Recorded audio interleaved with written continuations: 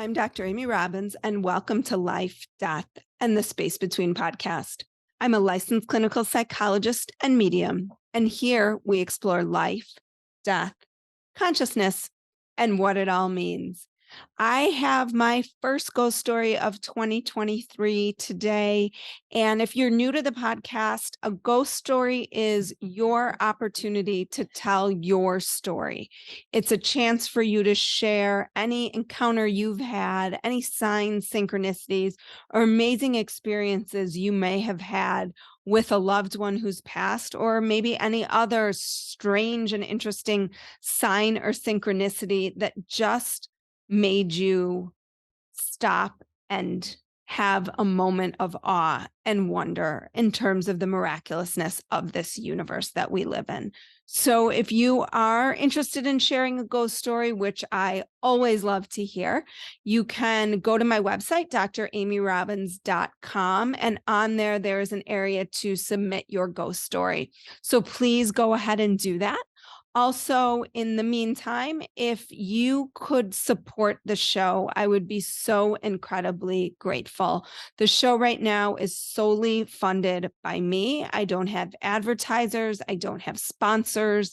And until I do, I'm relying on your support. So if you love the show, if you've gotten something out of it, if you've learned something, if it has changed the way you live your life, the way you think about the world, the way you think about death and dying and grief and loss and what happens after we die and how we can continue to live the most meaningful life possible, then I ask for you to go to my Patreon page, which will be linked in my show notes, or you can just go to Patreon and type in Dr. Amy Robbins and I will pop up. And you can give any amount. I've had people give monthly. I've had people give one-time donations when they can. Any amount is greatly, greatly appreciated. And with that, after my little NPR blurb that I just went on about, here is this month's ghost story. I have been thinking about sharing my ghost story, but I was hesitant because I wonder what people will think. I can very much relate when you say that sometimes you ask yourself if you're making it all up. But then again, some experiences are so powerful that I know I didn't make that up. So here is my story, or stories, shall I say. I've always been a highly sensitive person, even as a kid. And now thinking back on my early childhood years, I believe that even then I was experiencing spirit activity at night in my bedroom. But the first story I want to share happened about 10 years ago. I was visiting my mother-in-law. She and I get along really well, and I've known from the beginning she is very spiritual and has had medium mystic talents, although she doesn't really use them. She had always told me that there was spirit activity in the house, but I never noticed anything myself until that one day. We were upstairs on the second floor in her sewing room, and she was showing me all the fabrics she had, and we were checking which ones were still usable. We were just having a normal conversation as she was showing me all the different things she had purchased. At one point, she showed me a beautiful, very old cape embroidered with a pentagram. She was a practicing white witch and had bought this cape many years ago. She put it around my shoulders, and there was definitely this magical energy around the cape. We put it aside again and went on sorting fabrics. And then I hear someone saying in the hallway, "I'm here, all right?" And naturally, my mother-in-law responds, "Okay, I've heard you." I assume it was her husband coming back from the pub, letting us know he was back, so I think nothing of it. Later on, we go back downstairs, and I look around the living room, which was empty. I'm surprised, and I say, "I thought Fred was home." My mother-in-law said, "No, he's in the pub all evening." I said, "But I heard him saying he was here." She looked at me with raised eyebrows and said, "That is the first time someone else heard that." I asked, "Who? What?" My cohabitant ghosts, my mother-in-law said. I was stunned. I could have sworn it was her husband coming home because the voice was as clear as you are hearing my voice now. It was as clear as two people having a conversation. It never happened again, and I still regularly visit that house, and sometimes even the second floor. I believe this experience might have had something to do with the cape, but I can't be sure. I haven't tried it on since that one time. But whenever I've had strange experiences and I wonder if it's all real, I think back to that evening because that moment was as real as it can get. And there were two of us who witnessed it. It wasn't just in my head. We both heard it out loud. The second story I want to share with you is about my mother. I have to tell you a bit of what happened before the actual ghost story. My mother died when I was 11 years old after a severe alcohol addiction. This addiction and her death impacted me greatly as a child and left me with serious trauma, a trauma I spent my childhood denying. When people showed me sympathy around this situation, I would always say I was fine and it didn't mean anything to me. You can imagine around 16 years old, life decided it was time for a rude awakening. Finally, coming to sense with all the things that had happened to me in my childhood, I was brought to the verge of depression. I was on the start of a very, very long healing journey. Over the years, I healed this trauma bit by bit, layer by layer. And as such things go, every time I thought I was done, another layer presented itself for healing. Until about 4 years ago, it was time for the last pieces to complete the puzzle. During that time, I started my training to become a Reiki master. And as you can imagine, my mother trauma resurfaced for another layer of healing. One day, my Reiki master said to me, "Your mother is near. She wants to help you, but she can't because you've shut her out. You need to let go of the anger." Only then did I realize that, yes, in fact, I was still carrying so much anger towards her. Anger about how a mother can abandon her child. We did the most beautiful meditation that day, and I was able to release the anger and reopen my heart. Even more significantly, what I did in that meditation is to reconnect the energetic cord between us, symbolizing our reconnecting, me letting her back into my life. That day, until a few weeks after, I saw feathers everywhere, literally everywhere. Everywhere I would look, there would be feathers. It was as if my mother was making her presence known. Feathers have been the way she communicates with me ever since. Fast forward to last summer, my grandmother, 95, had a stroke, announcing her final week on this plane. She had had strokes before, and even though the nurses said it was very serious, part of me still believed or hoped she would pull through. As the week progressed, my faith in her recovery wavered, and I was struggling, feeling stressed and anxious.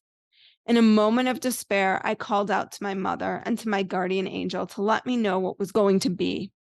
If she was going to die, it was fine, but I just wanted to know so I could brace myself. The answer that came back was that I wasn't supposed to know. Well, yeah, thanks a lot. However, as I got up from where I was sitting in the garden and headed back inside, my eyes fell upon a spot on the grass with a bunch of tiny feathers. My mind went back and forth between recognizing my mom's signs and thinking the neighbor's cat must have caught a bird. I kneeled down on the grass to look at the feathers.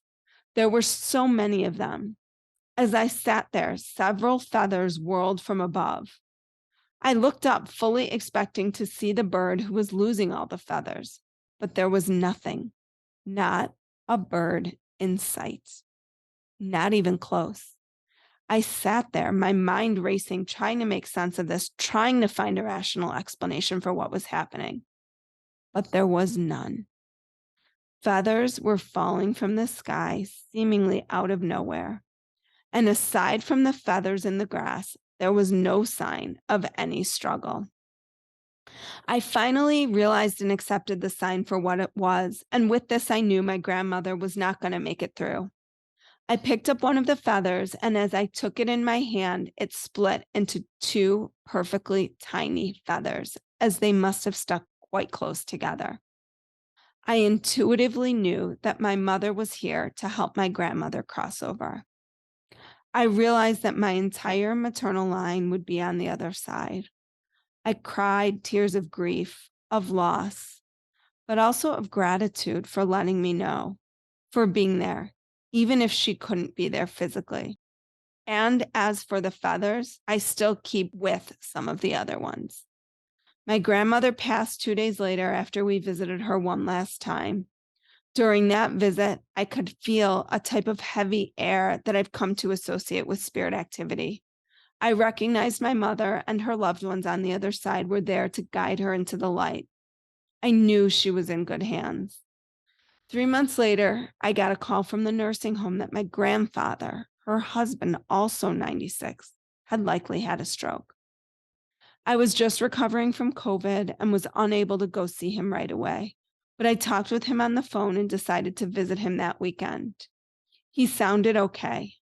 Next day, we checked in with him, and the nurse said he wasn't well considering his stroke. I talked to him. He still sounded very aware, and I promised to check in and come as soon as I could.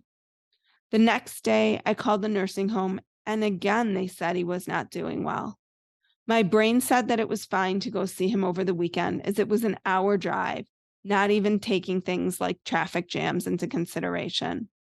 I had to pick up my kids from school and had lots of other things to do, but something told me to go to him. It was absolute intuition. Something said I had to go see him or it would be too late. And so I told my partner that I felt like I really had to go to him. I arranged for my son to be picked up from school and jumped into my car. I walked into the nursing home feeling a cold draft, and I remember thinking, someone is dying. I've had a few mystical experiences and have learned to recognize when they're happening. I walked into my grandfather's room and was taken by surprise by what I saw. He was laying in bed instead of sitting in the chair, as usual. I had never seen my grandfather sick enough to stay in bed. I looked into his eyes and realized these were his final hours. He recognized me, told me he was happy to see me, and that he loved me. You should know my grandfather was the kind that had never learned to express his emotions and had never done so during his life. So telling me he loved me gave me a notion of how serious this was. I reassured him that I would stay with him, and I told him I loved him too. A little later, my cousin arrived, and the two of us stayed side by his side, watching over him as he started to make his journey from this world to the other side. As his consciousness glided away, I remember him continuously making a gesture as if to pull something to his forehead. I think he was seeing the light on the other side and was trying to pull it in. There was definitely something mystical and otherworldly happening. He finally closed his eyes and passed just a few hours later. My mother continues to guide me from a distance, showing me her presence now and then, but also making sure I don't depend on her too much. Because after all, we are here to live and enjoy our lives and not live in the past. Wow. This is an example of exactly the type of ghost stories I am looking for. It is beautiful. It is thorough. It gives you such a sense for this person's experience. I never use names when you submit your ghost story because I want to protect your privacy. But what an incredible, incredible story. So thank you so much for sharing. For those of you out there who also have a ghost story you want to share, please, like I said at the beginning, go to dramyrobbins.com. You can submit your ghost story there, and I will read it on the show. Assuming it is thorough enough, it should last about 5 to 10 minutes. So please make sure that your story is thorough. Otherwise, we will reach back out to you and ask you to fill in some gaps for that. Again, please follow me on Instagram at Dr. Amy Robbins. Subscribe to my podcast. You can also subscribe to my newsletter, which I didn't talk about earlier, but my newsletter is at dramyrobbins.com. And every other week you get my channeled soul wisdom, my inspired insights. So please join me on this journey in life, death, and the space between. Like what you heard today and want to hear more? Wondering what comes next and what it all means? Head over to Apple Podcast, Spotify, Stitcher, Google Play, or anywhere you get your podcasts and hit subscribe. Also, if you could take a minute to rate and review my podcast, I would really appreciate it. Stay tuned as we continue to explore life, death, and the space between.